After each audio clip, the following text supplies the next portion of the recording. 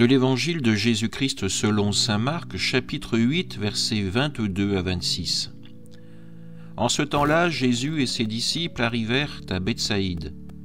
Des gens lui amènent un aveugle et le supplient de le toucher. Jésus prit l'aveugle par la main et le conduisit hors du village. Il lui mit de la salive sur les yeux et lui imposa les mains. Il lui demandait « Aperçois-tu quelque chose ?»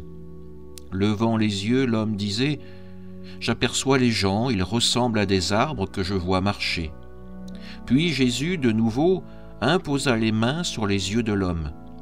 Celui-ci se mit à voir normalement, il se trouva guéri et il distinguait tout avec netteté.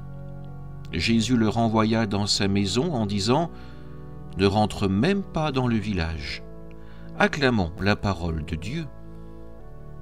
Toujours dans l'Évangile de Marc, nous assistons aujourd'hui à la rencontre arrangée entre un aveugle et Jésus.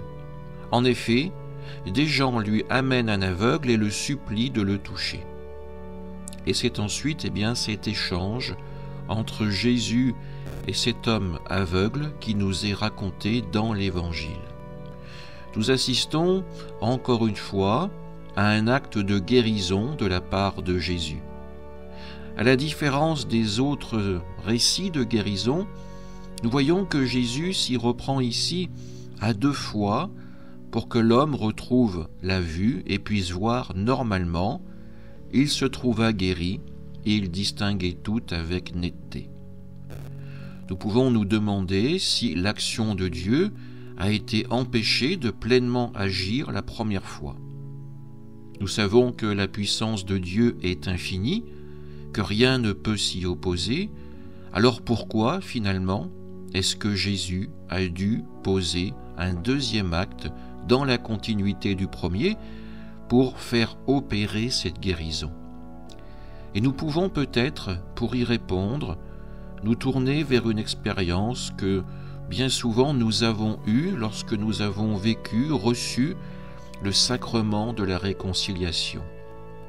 Combien d'entre nous ont confessé un péché, ont reçu le pardon de la part du Seigneur donné par le prêtre, mais n'ont pas pleinement pu vivre ce pardon, et ont ressenti le besoin de confesser à nouveau ce péché 1 fois, 2 fois, voire plusieurs fois, au même prêtre ou à des célébrants différents.